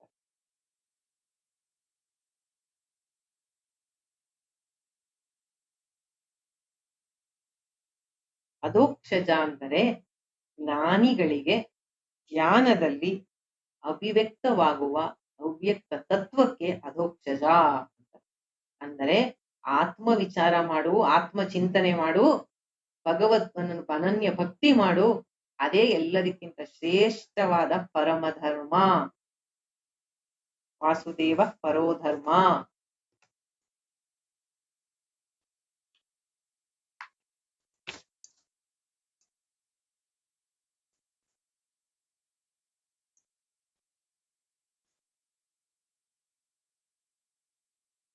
ಮತ್ತೆ ಆಗಲೇ ಡಿಸ್ಕಸ್ ಮಾಡಿದ ಹಾಗೆ ಶಾಂತಿಗೆ, ಪರಮ ಶ್ರೇಯಸ್ಸಿಗೆ ಕೃಷ್ಣನಲ್ಲಿನ ಭಕ್ತಿ, ಮನಸ್ಸಿನ ಶಾಂತಿಗೆ ಕ್ಷಮಾಗುಣ, ಮತ್ತು ಮಾನಸಿಕ ತೃಪ್ತಿಗೆ ಶ್ರೇಷ್ಠವಾದ ಜ್ಞಾನ, ಶಾಸ್ತ್ರ ಜ್ಞಾನ. ಯಾಕೆ ಗೊತ್ತಾ, ಜೀವನದಲ್ಲಿ ನಾವು ಏನೇ, ಜೀವನ ಒಂದು ಸಂಘರ್ಷ, ಯಾವಾಗ್ಲೂ ದ್ವಂದ್ವಗಳು, ಸುಖ ದುಃಖ, ಆರೋಗ್ಯ ಅನಾರೋಗ್ಯ. ಎಷ್ಟೇ ಅದರಿಂದ ಬಿಡಿಸ್ಕೋಬೇಕು ಅಂದ್ರೂ ಆಗಲ್ಲ. ಸದಾ ಅಲೆಗಳ ಹಾಗೆ ಮೇಲೆ ಕೆಳಗೆ ಮೇಲೆ ಕೆಳಗೆ ನಮ್ಮನ್ನ ಅದು ಮಾನಸಿಕ ಚಿಂತೆ, ಆತಂಕ, ನೋವು, ದುಃಖ, ಸುಖನೂ ಆಗ್ಬೋದು. ಇದೆಲ್ಲ ನೀವು ಏನ್ ಮಾಡಿದ್ರು ಜೀವನದಲ್ಲಿ ತೃಪ್ತಿ ಅನ್ನೋದು ಇರೋದಿಲ್ಲ. ಪರೀಕ್ಷಿತನನ್ನೇ ನೋಡಿ, ಪಾಂಡವರ ಮೊಮ್ಮಗ. ಭಾಗವತದ ಒಂದು ಮುಖ್ಯ ಸಂದೇಶನೇ ಅದು ಅಂತ ಹೇಳ್ತಾರೆ. ಪಾಂಡವರ ಮೊಮ್ಮಗ, 5 ಜನ ಪಾಂಡವರು ಸೇರಿ ಆ ಮಗುವಿಗೆ ಎಲ್ಲ ತಮ್ಮ ವಿದ್ಯೆಯನ್ನ, ಜ್ಞಾನವನ್ನ ಧಾರೆ ಎರೆದಿದ್ರು. ಎಲ್ಲ ವಿವೇಕ ಇತ್ತು, ವಿದ್ಯೆ ಇತ್ತು, ಬುದ್ಧಿ ಇತ್ತು, ರಾಜ್ಯ ಇತ್ತು, ಧರ್ಮ ಇತ್ತು, ಸತ್ಯ ಇತ್ತು, ಎಲ್ಲ ಇತ್ತು ಅವನ. ಆದರೆ ಒಬ್ಬ ಬ್ರಾಹ್ಮಣ ಬಾಲಕನ ಶಾಪ ಏನೇನಿತ್ತು ಎಲ್ಲವನ್ನ ಬಿಡಬೇಕಾಯ್ತು. ಆಗ ಶುಕ ಮುನಿಗಳು ಬರ್ಬೇಕಾಯ್ತು ಜ್ಞಾನವನ್ನ ಕೊಡೋದು. ಇದೇ ಮುಖ್ಯ ಸಂದೇಶ. ಜೀವನದಲ್ಲಿ ಏನೇ ಇರ್ಲಿ, ಎಷ್ಟೇ ವಿದ್ಯಾವಂತರಾಗಿರ್ಲಿ, ರೂಪವಂತರಾಗಿರ್ಲಿ, ಹಣವಂತರಾಗಿರ್ಲಿ, ಮಾನಸಿಕ ತೃಪ್ತಿ ಅನ್ನೋದು ಜ್ಞಾನದಿಂದ ಮಾತ್ರ ಸಾಧ್ಯ. ಅದು ಶ್ರೇಷ್ಠವಾದ ಆತ್ಮ ವಿಚಾರ ಮಾಡುವಂತಹ ಭಗವದ್ಗೀತೆಯಂತಹ ಜ್ಞಾನ, ಭಾಗವತದಂತಹ ಜ್ಞಾನ. ಆ ಜ್ಞಾನದಿಂದ ಮಾತ್ರ ಮಾನಸಿಕ ತೃಪ್ತಿ ಉಂಟಾಗತ್ತೆ.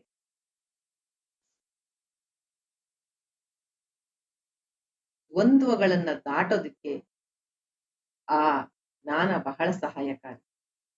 ಯಾಕೆ ಗೊತ್ತಾ, ಎಷ್ಟು ಕಡೆ ಗೀತೆಯಲ್ಲಿ ಹೇಳ್ತಾನೆ ಕೃಷ್ಣ, ಮಾತ್ರ ಸ್ಪರ್ಶಾಸ್ತು ಕೌಂತೆಯ ಶೀತೋಷ್ಣ ಸುಖ ದುಃಖದ ಆಗಮ ಪಾಯಿನೋ ಅನಿತ್ಯ ಸ್ತಾಂ ತಿತಿಕ್ಷಸ್ವ ಭಾರತ. ಈ ಜಗತ್ತಿನ ರೀತಿ ನೀತಿಗಳೇ ಹೇಗಪ್ಪ, ದ್ವಂದ್ವ ಜಗತ್ತು, ಶೀತ ಉಷ್ಣ ಥರ ಬರ್ತಾನೆ ಇರುತ್ತೆ ಸುಖ ದುಃಖಗಳು. ಆಗಮ ಪಾಯಿನೋ ಅನಿತ್ಯ, ಅನಿತ್ಯವಾದದ್ದು. ತಾಂ ತಿತಿಕ್ಷಸ್ವ ಭಾರತ, ಸ್ವಲ್ಪ ತಿತಿಕ್ಷೆಯಿಂದ ತಡ್ಕೋ. ಆದ್ರಿಂದ ಆತ್ಮಜ್ಞಾನ, ಆತ್ಮ ವಿಚಾರ ಮಾಡ್ತಕ್ಕಂತಹ ಶ್ರೇಷ್ಠ ಜ್ಞಾನ ಏನಿದೆ, ಅದೇ ನಮ್ಮ ಮನಸ್ಸಿಗೆ ಹೆಚ್ಚು ತೃಪ್ತಿಯನ್ನ ಕೊಡ್ತಕ್ಕಂಥ, ಮತ್ತು ಇನ್ನೊಬ್ಬರಿಗೆ ತೊಂದರೆ ಸರ್ವಭೂತ ಹಿತೇರತಾಹ ಅಂತ ಹೇಳುತ್ತೆ ವೇದ.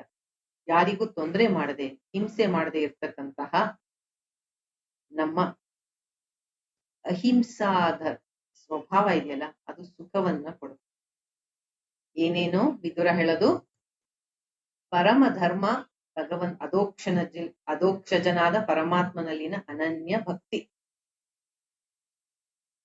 ಶಾಸ್ತ್ರ ಜ್ಞಾನ ಮಾನಸಿಕ ತೃಪ್ತಿ, ಅಹಿಂಸೆ ಸುಖಕ್ಕೆ ಕಾರಣ, ಕ್ಷಮೆ ಶಾಂತಿಗೆ ಕಾರಣ. ಇದು ವಿದುರ ಹೇಳ್ತಾ ಇರುತ್ತೆ.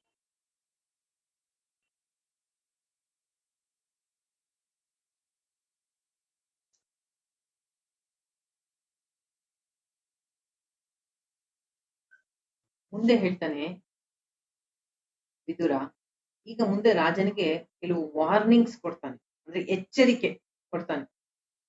ಯಾವ ರಾಜನಾದವನು, ಕ್ಷತ್ರಿಯನಾದವನು ಅಧರ್ಮಿಗಳನ್ನ ಶಿಕ್ಷಿಸಲ್ವೋ, ಧರ್ಮವನ್ನ ರಕ್ಷಿಸಲ್ವೋ, ಅಂದ್ರೆ ಶಾಸ್ತ್ರ ಧರ್ಮವನ್ನ ಪಾಲನೆ ಮಾಡಲ್ವೋ, ಅಷ್ಟೇ ಅಲ್ಲ ಬ್ರಾಹ್ಮಣನಾದವನು ವೇದ ಅಧ್ಯಯನ ಮಾಡಲ್ವೋ, ಜ್ಞಾನ ಪಡ್ಕೊಳ್ಳೋದಷ್ಟೇ ಅಲ್ಲ ಜ್ಞಾನವನ್ನ ಪ್ರಚಾರ ಮಾಡಲ್ವೋ, ಬೇರೆಯವರಿಗೆ ತಿಳಿಸಿ ಹೇಳಲ್ವೋ.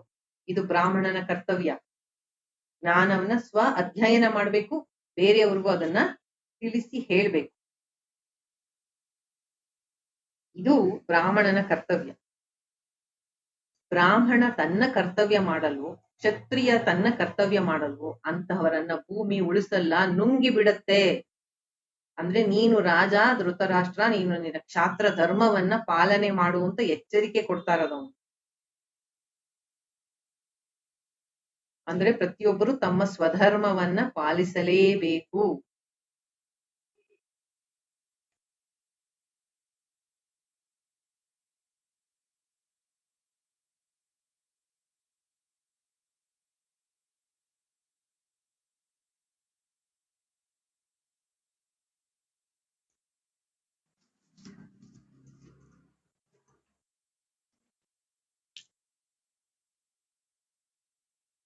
ಮುಂದೆ ಹೇಳ್ತಾನೆ, ಕಠೋರವಾದ ಕಠಿಣವಾದ ಮಾತುಗಳನ್ನ ಯಾವತ್ತೂ ಇನ್ನೊಬ್ರು ನೋವಾಗುವ ಹಾಗೆ ಮಾತಾಡಬಾರ್ದು. ಇದನ್ನ ಕೃಷ್ಣ ಗೀತೆಯಲ್ಲೂ ಹೇಳ್ತಾನೆ. 17ನೇ ಅಧ್ಯಾಯದಲ್ಲಿ ಶ್ರದ್ಧಾತ್ರಯ ವಿಭಾಗ ಯೋಗ, ಅದರಲ್ಲಿ ಮಾತಿನ ಒಂದು ತಪಸ್ಸು ಅಂತ ಹೇಳ್ತಾನೆ. ಇನ್ನೊಬ್ಬರಿಗೆ ನೋವಾಗದೇ ಇರೋ ಹಾಗೆ ಮಾತಾಡೋದು, ಕಠೋರವಾಗಿ ಹಾರ್ಷ್ ಆಗಿ ಮಾತಾಡಬೇಡ, ಮತ್ತೆ ದುಷ್ಟ ವ್ಯಕ್ತಿಗಳನ್ನ ಆಧರಿಸ್ಬೇಡ, ಅವರ ಸಂಘ ಮಾಡ್ಬೇಡ. ಇದೆರಡು ಮಾಡಿದ್ರೆ ನೀನು ಅಧಪತನ ಆಗತ್ತೆ. ಏನೇನ್ ಹೇಳ್ತಾನೆ? ಮೊದಲನೇದಾಗಿ, ಡೋಂಟ್ ಯೂಸ್ ಹಾರ್ಶ್ ವರ್ಡ್ಸ್. ಯಾಕೆ ಅಂದ್ರೆ ನಾವು ಮಾತಾಡುವ ನಮ್ಮ ಮಾತುಗಳು ನಮ್ಮ ಪ್ರಪಂಚ, ನಮ್ಮ ವರ್ಡ್ಸು ನಮ್ಮ ವರ್ಲ್ಡ್ ಆಗತ್ತೆ. ನಾವು ಹೇಗೆ ಮಾತಾಡ್ತೀವಿ, ನಮ್ಮ ಸುತ್ತ ವಾತಾವರಣ ಆಗಿರುತ್ತೆ. ನಾವು ಕಠಿಣವಾಗಿ ಕಠೋರವಾಗಿ ಮಾತಾಡಿದ್ರೆ ಸುತ್ತ ಎಲ್ಲರಿಗೂ ಅಶಾಂತಿ ಆಗುತ್ತೆ. ಆದ್ರಿಂದ ಅವನು ವಾರನ್ ಮಾಡ್ತಾ ಇದ್ದಾನೆ, ಒಬ್ಬ ಒಳ್ಳೆಯ ನಾಯಕನಾಗ್ಬೇಕಾದ್ರೆ, ರಾಜನಾಗ್ಬೇಕಾದ್ರೆ ನೀನು ಕಠೋರವಾದ ಕಠಿಣ ಮಾತುಗಳನ್ನ ಇನ್ನೊಬ್ಬರಿಗೆ ಆಡಬೇಡ, ಇನ್ನೊಬ್ಬರ ಮನಸ್ಸಿಗೆ ನೋವಾಗುವ ಹಾಗೆ ಮಾತಾಡಬೇಡ. ಇದು ಎಂಥ ದೊಡ್ಡ ತಪಸ್ಸು ಗೊತ್ತಾ? ಅವ್ರು ಎಷ್ಟೇ ನಮಗೆ ತೊಂದರೆ ಮಾಡಿದ್ರು ಶಾಂತಿಯಿಂದ ಇರೋದು, ಕೆಟ್ಟ ಮಾತನ್ನ ಆಡದೇ ಇರೋದು. ಎಲ್ಲದಕ್ಕೂ ಭಗವತ್ ಕೃಪೆ ಬೇಕು ಬಿಡಿ. ಅದಕ್ಕೆಲ್ಲ ನಿನ್ನೆ ನಮ್ಮ ದುರ್ಗಾ ಸಪ್ತಶತಿ ಕ್ಲಾಸ್ ಅಲ್ಲಿ ನೋಡ್ತಾ ಇದ್ವಿ, ಚಂಡಿ ಕವಚ ಅಂತ ಬರುತ್ತೆ. ಅದ್ರಲ್ಲಿ ಬರುತ್ತೆ, ದೇವಿಯನ್ನ ನಮಗೆ ರಕ್ಷಣೆ ಮಾಡು ಅಂತ ಕೇಳ್ಕೊಳ್ಬೇಕಾದ್ರೆ ಒಂದೊಂದು ನಮ್ಮ ಅವಯವಗಳು ಅಂದ್ರೆ ಅಂಗಾಂಗಗಳನ್ನ ರಕ್ಷಿಸು ಅನ್ಬೇಕಾದ್ರೆ ತಾಯಿಯನ್ನ ಕೇಳ್ಕೊಳ್ಳೋದು. ಇದು ನಮ್ಮ ಬಾಯಿ ಅಥವಾ ಕೆಟ್ಟು ಮಾತಾಡ್ತಿರೋದು, ಅಲ್ಲಿ ಇರ್ತಕ್ಕಂಥ ಅಧಿಷ್ಠಾನ ದೇವತೆ ಶಾಂಕರಿ, ಅಂದ್ರೆ ಶಂಕರನ ಪತ್ನಿ ಪಾರ್ವತಿ ಅಂತಾನೂ ಆಗತ್ತೆ. ಶಂಕರ ಅಂದ್ರೆ ಮಂಗಳಕರವಾದದ್ದು ಅಂತ. ನಮ್ಮಿಂದ ಒಳ್ಳೆಯ ಮಾತುಗಳನ್ನ ಆಡಿಸು. ಮತ್ತೆ ಜಿಹ್ವಾ ಸರಸ್ವತಿ ಅಂತ ಬರುತ್ತೆ. ನಮ್ಮ ನಾಲಿಗೆ ಮೇಲೆ ಸರಸ್ವತಿ ನಿಂತು ವಾಗ್ದೇವಿ ನುಡಿಸ್ಲಿ, ಒಳ್ಳೆಯ ಮಾತುಗಳನ್ನ ಆಡಿಸ್ಲಿ. ಯಾವತ್ತೂ ಕಠಿಣವಾದ ಮಾತುಗಳನ್ನ ಆಡಬಾರ್ದು.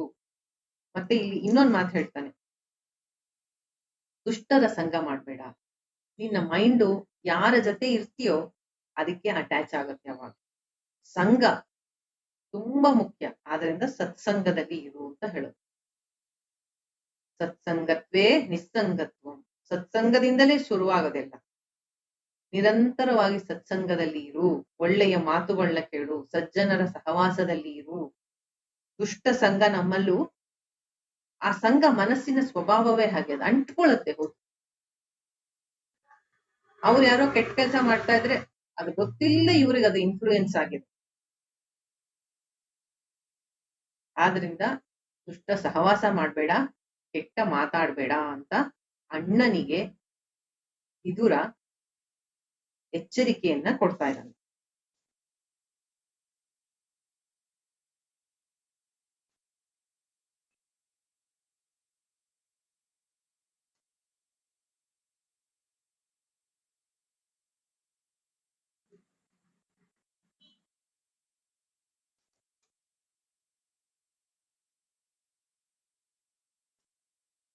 ಮುಂದೆ ಹೇಳ್ತಾನೆ, ಎಷ್ಟೇ ನಿನ್ನಲ್ಲಿ ಸಂಪತ್ತಿರ್ಲಿ, ಐಶ್ವರ್ಯ ಇರ್ಲಿ, ಆದ್ರೆ ತುಂಬಾ ಆಸೆ ಬರುಕತನ ಇದ್ರೆ ಅವನು ದರಿದ್ರ.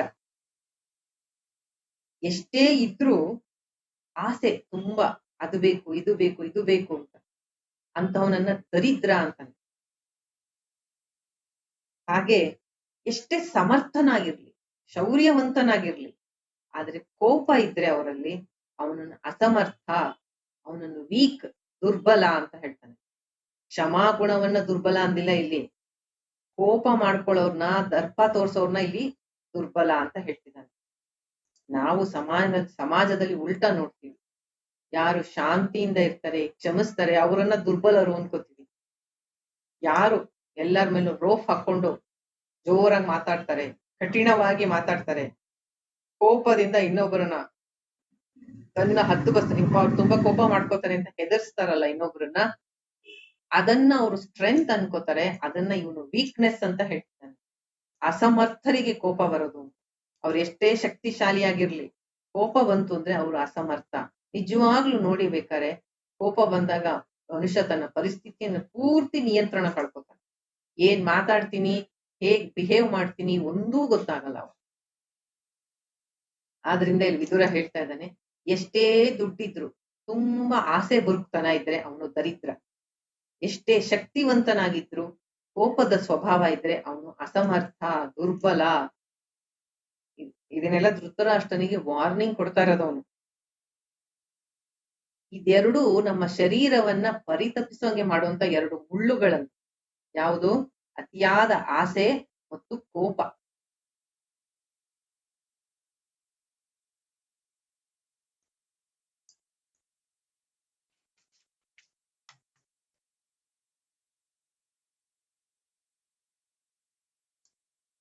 ಶ್ರೀಕೃಷ್ಣ ಗೀತೆಯ 16ನೇ ಅಧ್ಯಾಯ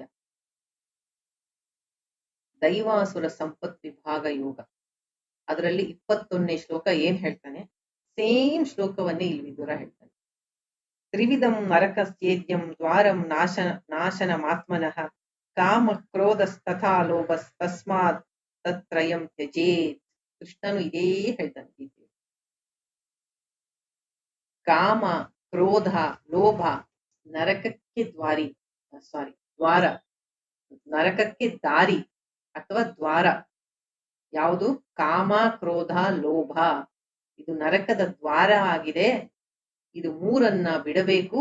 ಇದು ಆತ್ಮನನ್ನೇ ನಾಶನ ಮಾಡುತ್ತೆ, ಆತ್ಮನನ್ನೇ ನುಂಗಿ ಬಿಡುತ್ತೆ.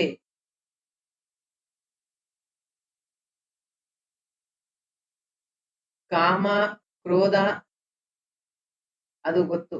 ಲೋಭನೂ ಅಷ್ಟೇ, ಬಹಳ ಒಂಥರ ಫಂಡಮೆಂಟಲ್ ಆಗಿ ನಮ್ಮನ್ನ ಮೂರು ಕಾಮ, ಕ್ರೋಧ, ಲೋಭ, ಮೂರು ಫಂಡಮೆಂಟಲ್ ಎರರ್.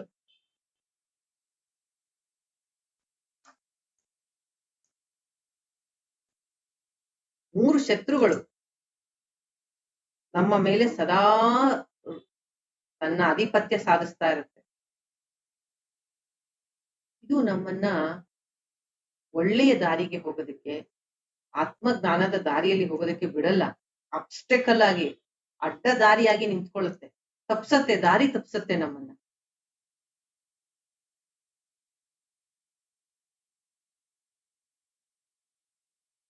ಈ ಲೋಭ ಅನ್ನೋದು ಇದೆಯಲ್ಲ, ಈಗಿನ ಸಮಾಜ ಅದರ ಮೇಲೆ ಬೇಸಾಗಿದೆ. ಮಹತ್ವಾಕಾಂಕ್ಷೆಗೂ ಲೋಭಕ್ಕೂ ಡಿಫ್ರೆನ್ಸ್ ಇದೆ. ಗ್ರೀಡ್ ಮತ್ತೆ ಆಂಬಿಷನ್ ಮಧ್ಯೆ ಡಿಫ್ರೆನ್ಸ್ ಇದೆ. ಬೇಕು ಬೇಕು ಬೇಕು ಬೇಕು ಬೇಕು, ಎಷ್ಟು ಕಲೆಕ್ಟ್ ಮಾಡಿದ್ರು ಅದ್ ಬೇಕು ಇದು ಬೇಕು, ತೃಪ್ತಿಯೇ ಇಲ್ದೇ ಇರೋಂಗೆ ಮಾಡೋದು.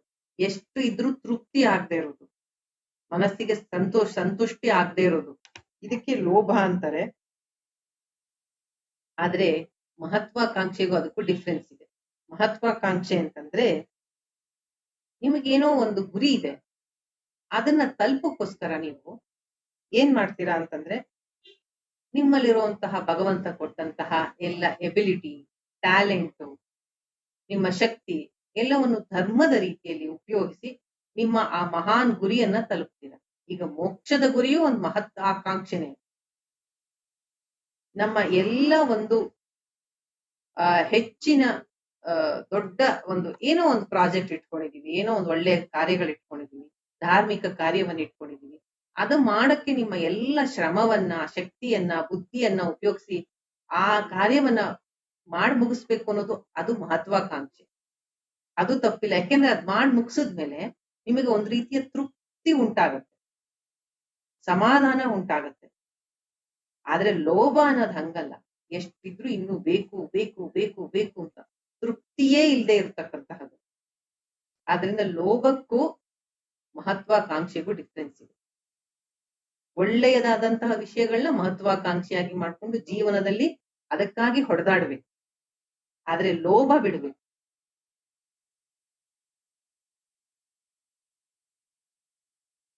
ನೀವು ಒಂದು ಆಕಾಂಕ್ಷೆ ಇಟ್ಕೊಂಡು ಅದು ಮುಗಿದಾಗ ನಿಮಗೆ ಶಾಂತಿ ಸಿಕ್ಕರೆ ಅದು ಮಹತ್ವಾಕಾಂಕ್ಷೆ. ಅದರಿಂದ ಇನ್ನೂ ತೃಪ್ತಿ ಸಿಕ್ಕಿಲ್ಲ, ಇನ್ನೂ ಬೇಕು ಅನ್ಸಿದ್ರೆ ಅದು ಲೋಭ. ಇದೇ ಬೇಸಿಕ್ ಡಿಫ್ರೆನ್ಸ್. ಇದರಲ್ಲಿ ಲೋಭದಲ್ಲಿ ಹೆಚ್ಚು ಸ್ವಾರ್ಥ ಇರುತ್ತೆ, ತೃಪ್ತಿನೇ ಇಲ್ಲ. ಆದ್ರಿಂದ ಕಾಮ, ಕ್ರೋಧ, ಲೋಭ ಇದು 3 ಫಂಡಮೆಂಟಲ್ ಎರರು, ನಮ್ಮ 3 ಶತ್ರುಗಳು. ಇದು ನಮ್ಮ ಒಂದು ಆಧ್ಯಾತ್ಮಿಕ ಪ್ರಗತಿಗೆ ಬಹಳವಾದಂತಹ ಒಂದು ಮಾರಕ ಅಡ್ಡಿ.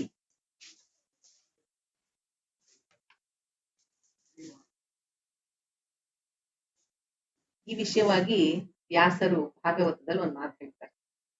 ಏನ್ ಹೇಳ್ತಾರೆ ಅಂದ್ರೆ, ಈ ಲೋಭ ಅನ್ನೋದು ಒಬ್ಬ ಮನುಷ್ಯನಲ್ಲಿ ಎಲ್ಲ ಸದ್ಗುಣ ಇದೆ ಅಂತ ಇಟ್ಕೊಳ್ಳಿ, ಸ್ವಲ್ಪ ಪ್ರಮಾಣದಲ್ಲಿ ಲೋಭಿ ಅವನು ಸ್ವಲ್ಪ. ಆಗ ಅದಕ್ಕೆ ಏನ್ ಹೇಳ್ತಾರೆ ಗೊತ್ತಾ, ಅವರು ಒಬ್ಬ ವ್ಯಕ್ತಿಗೆ ಸುಂದರವಾಗಿದ್ದಾರೆ, ನೋಡಕ್ಕೆ ತುಂಬಾ ಸೌಂದರ್ಯ ಇದೆ, ಆದರೆ ಸ್ವಲ್ಪ ಮಟ್ಟಿಗೆ ಕುಷ್ಠ ರೋಗ ಇದೆ. ಹೇಗೆ ಕಾಣುತ್ತೆ? ಸೌಂದರ್ಯ ಎಲ್ಲ ನಾಶ ಆಗೋಯ್ತು. ಹಾಗೆ ಸದ್ಗುಣವೆಲ್ಲ ಈ ಲೋಭ ಅನ್ನೋದೊಂದ್ರಿಂದ ನಾಶ ಆಗೋಗುತ್ತೆ ಅಂತ ವ್ಯಾಸರು ಭಾಗವತದಲ್ಲಿ ಹೇಳ್ತಾರೆ.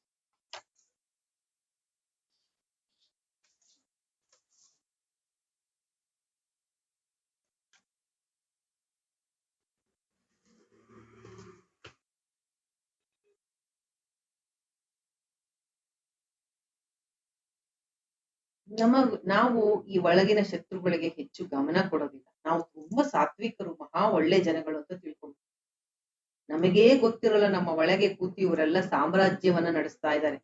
ಈ ಒಳಗಿನ ಶತ್ರುಗಳು ಕಾಮ, ಕ್ರೋಧ, ಲೋಭ, ಮೋಹ, ಮದ, ಮಾತ್ಸರ್ಯ ಎಲ್ಲರೂ. ನಾವು ಅದನ್ನೊಂದ್ ಸ್ವಲ್ಪ ಓವರ್ಲುಕ್ ಮಾಡ್ತೀವಿ ಅಥವಾ ನೆಗ್ಲೆಕ್ಟ್ ಮಾಡ್ತೀವಿ. ನಮ್ಮನ್ನ ನಾವು ಏನೋ ಮಹಾ ಸಜ್ಜನರು ಅಂತ ತಿಳ್ಕೊಂಡ್ಬಿಡ್ತೀವಿ.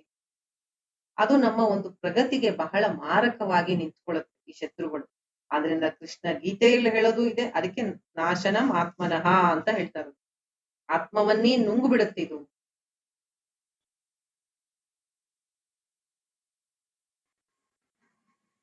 ನಮ್ಮ ಮನಸ್ಸಿನಲ್ಲಿ ಇಷ್ಟೊಂದು ಇಂಪ್ಯೂರಿಟಿ ಇದೆಯಾ, ಇಷ್ಟೊಂದು ಅಶುದ್ಧತೆ ಇದೆಯಾ, ಇಷ್ಟೊಂದು ಒಳಗಡೆ ನಾವು ಶತ್ರುಗಳನ್ನ ಸಾಕಿದೀವ, ಸಲಹಿದೀವ, ಪೋಷಿಸಿದೀವ, ಪಾಲಿಸಿದೀವ, ನಮಗದು ಒಪ್ಕೊಳ್ಳಕ್ ಇಷ್ಟ ಇಲ್ಲ.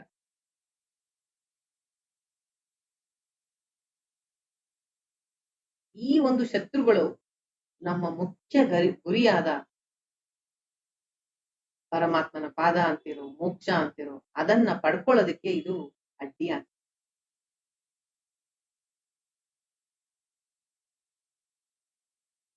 ಆದ್ರೆ ನಾವು ಚಿಂತೆ ಮಾಡ್ಬೇಕಾಗಿಲ್ಲ. ಒಳಗಿನ ಶತ್ರುಗಳು ಎಷ್ಟೇ ಇದ್ರು ಅಷ್ಟೇ ತುಂಬಾ ಶಕ್ತಿವಂತರಾದಂತಹ, ಪವರ್ಫುಲ್ ಆದಂತಹ ಮಿತ್ರರು ಇದ್ದಾರೆ ನಮ್ಮ ಒಳಗೆ. ನಾವು ಆ ಮಿತ್ರರ ಜೊತೆ ಸ್ನೇಹವನ್ನ ಮಾಡಿ ಈ ಶತ್ರುಗಳ ನಾಶವನ್ನ ಮಾಡಬೇಕು. ಇದೇ ಕುರುಕ್ಷೇತ್ರದ ಒಂದು ಸಂದೇಶ. ಸಾವಿರಾರು ಕೌರವರಿದ್ರು, 5 ಜನ ಪಾಂಡವರು, ಆದರೆ ಅವರು ಸ್ನೇಹ ಮಾಡಿದ್ದು ಕೃಷ್ಣನ ಜೊತೆ. ನಾವು ಹಾಗೆ ನಮ್ಮಲ್ಲಿ ಇರ್ತಕ್ಕಂತಹ ಆ ಪವರ್ಫುಲ್ ಯಾರು, ಒಂದು ನಮ್ಮ ಬುದ್ಧಿ ಮತ್ತು ಆತ್ಮನಾಗಿರ್ತಕ್ಕಂತಹ ಪರಮಾತ್ಮ. ನಮ್ಮೆಲ್ಲರ ಆತ್ಮನಾಗಿರ್ತಕ್ಕಂತಹ ಒಳಗೆ ನಿಂತು ಚೇತನ ರೂಪವಾಗಿ ನಿಂತು ಶಕ್ತಿಯನ್ನು, ಚೈತನ್ಯವನ್ನು ಕೊಡ್ತಾ ಇರ್ತಕ್ಕಂತಹ ಅವನ ಜೊತೆ ಒಂದು ನಮ್ಮ ಫ್ರೆಂಡ್ಶಿಪ್ ಮಾಡಬೇಕು. ಅವನ ಜೊತೆ ಅವನು ನಮ್ಮ ಜೊತೆ ಇದ್ರೆ ನಾವು ಯಾವುದಕ್ಕೂ ಭಯ ಪಡಬೇಕಾಗಿಲ್ಲ. ಮತ್ತೆ ನಮ್ಮ ಬುದ್ಧಿಯನ್ನ ಅವನು ಹೇಳಿದ ಹಾಗೆ ನಡೆಸಿದ್ರೆ ಈ ಸಾವಿರಾರು ಶತ್ರುಗಳಿದ್ರು ನಾವು ನಾಶ ಮಾಡ್ಬೋದು. ಇದನ್ನೇ ಪಾಂಡವರು ಮಾಡಿದ್ರು. ಆ ಒಂದು ಮಿತ್ರ ಬಹಳ ಪವರ್ಫುಲ್. ಈ ಶತ್ರುಗಳನ್ನೆಲ್ಲ ನಾಶ ಮಾಡುವಂತಹ ಶಕ್ತಿ ಅವನಿಗೆ. ಆದ್ದರಿಂದ ಕೃಷ್ಣ ತವ ಅಸ್ಮಿ, ಕೃಷ್ಣ ನಾನು ನಿನಗೆ ಸೇರಿದವನು ಅಂತ ಒಂದು ಸಲ ಹೇಳಿದರೆ ಸಾಕು, ಅವನು ಕೈ ಬಿಡೋಲ್ಲ. ನಮ್ಮೆಲ್ಲರ ಆತ್ಮ ಪರಮಾತ್ಮ ಮತ್ತು ನಮ್ಮ ಬುದ್ಧಿ ಎರಡನ್ನ ಉಪಯೋಗಿಸಿಕೊಂಡು ಈ ಒಳಗಿನ ಶತ್ರುಗಳನ್ನ ನಾಶ ಮಾಡ್ಬೇಕು. ಆದ್ರಿಂದ ಇಲ್ಲಿ ವಿದುರ ಹೇಳ್ತಾ ಇರೋದು, ಈ ನರಕಕ್ಕೆ ದಾರಿಯಾಗಿರ್ತಕ್ಕಂತಹ ಈ ಕಾಮ, ಕ್ರೋಧ, ಲೋಭ ಎಲ್ಲವನ್ನ ಬಿಡು.